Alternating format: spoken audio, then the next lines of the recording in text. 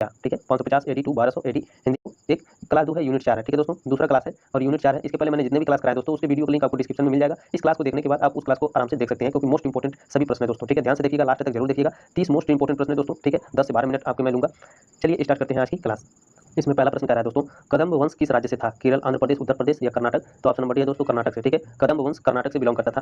प्रश्न नंबर 2 है दोस्तों, कदम का वृक्ष किस देवी की पूजा से संबंधित है? तो कदम का वृक्ष दोस्तों ललिता देवी की पूजा से संबंधित है, याद रखिएगा। आगे बढ़ते हैं। प्रश्न नंबर 3 है, कदम्ब राजाओं की राजधानी क्या थी? कदम्ब राजाओं की राजधानी वनवासी थी, ऑप्शन नंबर बी है। प्रश्न नंबर 4 है, कदम्ब वंश की स्थापना किसने की थी? वेरी वेरी मोस्ट इंपोर्टेंट प्रश्न है दोस्तों। तो कदम्ब वंश की स्थापना मयूर शर्मन ने की थी, ऑप्शन नंबर ए है। प्रश्न नंबर 5 देखेंगे दोस्तों, करौली के यादव राजवंश के संस्थापक कौन थे? तो करौली के यादव राजवंश के संस्थापक विजयपाल थे, ऑप्शन नंबर सी है। ठीक है दोस्तों, अगर आप चैनल पर नए हैं तो भी सब्सक्राइब कर लीजिए ताकि छठे सेमेस्टर में भी दोस्तों आप हमारे साथ अच्छे से तैयारी करें, जुड़े रहें आप हमसे। प्रश्न नंबर 6 है, विजयपाल ने करौली राजवंश की स्थापना कब की थी?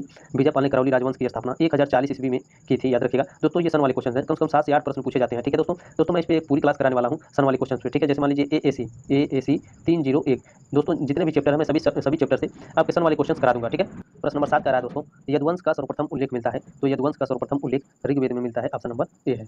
प्रश्न नंबर 8 है, धर्मपाल द्वितीय ने करौली को अपनी राजधानी कब बनाया था? तो यह 1650 ईस्वी में बनाया था, ऑप्शन नंबर ए है। ठीक है, धर्मपाल द्वितीय ने करौली को अपनी राजधानी 1650 ईस्वी में बनाया था, याद रखिएगा दोस्तों। ये थर्ड ईयर है। ठीक है, थर्ड ईयर है, फिफ्थ सेमेस्टर है, तो थर्ड ईयर में टॉप क्वेश्चन पूछे जाते हैं, याद रखिएगा। तो सन वाले क्वेश्चन ज्यादा पूछे जाएंगे।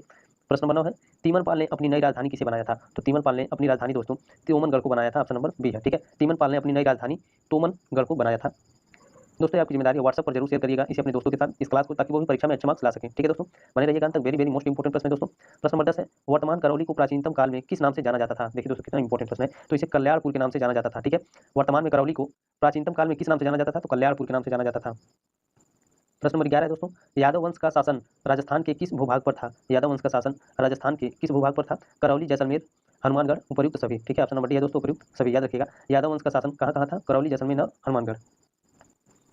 प्रश्न नंबर 12 है, गंग वंश का संस्थापक कौन था? वेरी वेरी मोस्ट इंपोर्टेंट प्रश्न है। तो गंग वंश का संस्थापक दोस्तों व्रजहस्त पंचम था, ऑप्शन नंबर सी है। प्रश्न नंबर 13 है, अभिलेख द्वारा इसके अनुसार गंग वंश का प्रथम शासक कौन था? तो अभिलेखों द्वारा दोस्तों, अभिलेख द्वारा इसके अनुसार गंग वंश का प्रथम शासक कोंकणी वर्मा था। ठीक है, ऑप्शन नंबर ए है। ठीक है, गंग वंश का प्रथम शासक कौन था? कोंकणी वर्मा, इसे याद रखिएगा। प्रश्न नंबर 14 है, दत्त सूत्र पर टीका लिखने वाला गंग शासक कौन था? वेरी वेरी मोस्ट इंपोर्टेंट प्रश्न है दोस्तों, इसे लिख लीजिएगा। दत्त सूत्र पर टीका लिखने वाला गंग शासक कौन था दोस्तों? तो यह माधव प्रथम था, ऑप्शन नंबर ए है। प्रश्न नंबर 15 है, यादव वंश का सबसे प्रतापी शासक कौन था? तो यादव वंश का सबसे प्रतापी शासक सिंहड़ था, ऑप्शन नंबर सी है। प्रश्न नंबर 16 है, देवगिरी के यादव वंश का अंतिम शासक कौन था? तो देवगिरी के यादव वंश का अंतिम शासक रामचंद्र था, ऑप्शन नंबर डी है। प्रश्न नंबर 17 है दोस्तों, गंग वंश की प्रारंभिक राजधानी कहाँ थी? वेरी वेरी मोस्ट इंपोर्टेंट प्रश्न है दोस्तों। तो गंग वंश की प्रारंभिक राजधानी कोलर या कुलाल थी। ठीक है, दोनों में से एक आएगा दोस्तों आपका परीक्षा में, जो ऑप्शन में आएंगे या तो कोलर लिखा रहेगा या तो कुलाल लिखा रहेगा, ध्यान दीजिएगा। इसलिए मैंने दोनों लिख दिया ताकि आप कंफ्यूज ना हो एग्जाम में। ठीक है दोस्तों, प्रश्न नंबर 18 है, गंग वंश का सबसे वीर शासक कौन था? तो गंग वंश का सबसे वीर शासक दुर्विनीति था, ऑप्शन नंबर बी है। प्रश्न नंबर 19 है दोस्तों, गंग वंश का अंत किस वंश ने किया था? तो गंग वंश का अंत चोल वंश ने किया था, ऑप्शन नंबर ए है। प्रश्न नंबर 20 है दोस्तों, भारतीय हिंदू राजाओं के समान ही दक्षिण पूर्वी एशिया के शासक कौन सी उपाधि धारण करते थे? तो यह महाराजा की उपाधि धारण करते थे दोस्तों। ठीक है, ऑप्शन नंबर ए है। प्रश्न नंबर 21 है दोस्तों, चोल वंश भारत के किस भाग में शासन करते थे? तो चोल वंश भारत के दक्षिण भाग में शासन करते थे।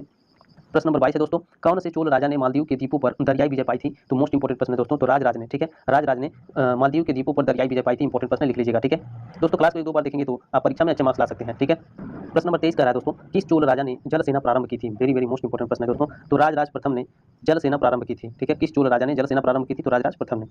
प्रश्न नंबर 24 है दोस्तों, किस चोल शासक ने नई राजधानी गंगईकोंडा चोलपुरम का निर्माण किया था? तो राजेंद्र प्रथम ने। ठीक है, ऑप्शन नंबर ए है दोस्तों। प्रश्न नंबर 25 है, चोल राजाओं का शासन था, चोल राजाओं का शासन तमिलनाडु पर था या आंध्र प्रदेश, केरल या बंगाल पर? तो चोल राजाओं का शासन तमिलनाडु पर था दोस्तों, दक्षिण भारत में। ठीक है, याद रखिएगा। प्रश्न नंबर 26 है, निम्न में से किस राजा ने लंका यानी सिंघल को पहले जीता था? तो दोस्तों राजराज प्रथम ने। ठीक है, राजराज प्रथम ने सिंघल यानी लंका को सबसे पहले जीता था। प्रश्न नंबर 27 है दोस्तों, निम्न में से किस चोल शासक की उपाधि पंडित चोल थी? तो ऑप्शन नंबर है दोस्तों, राजेंद्र प्रथम की उपाधि पंडित चोल थी। प्रश्न नंबर 28 है, राजराज प्रथम किस धर्म का अनुयायी था? तो राजराज प्रथम दोस्तों शैव धर्म का अनुयायी था, ऑप्शन नंबर बी है।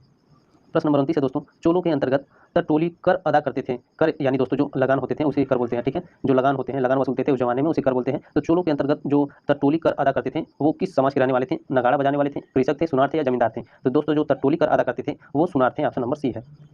प्रश्न नंबर 30 है दोस्तों, चोल शासक का स्वरूप कैसा था? तो चोल शासक का स्वरूप दोस्तों राजतंत्रात्मक वंशानुगत था, ऑप्शन नंबर ए है। ठीक है दोस्तों, क्लास अच्छी लगे तो एक लाइक जरूर कीजिएगा, शेयर कीजिएगा, सब्सक्राइब कीजिएगा। छठे सेमेस्टर में भी आप हमारे साथ जुड़े रहे दोस्तों। ठीक है, मिलते हैं अगले क्लास में, तब तक ले जय हिंद, वंदे मातरम।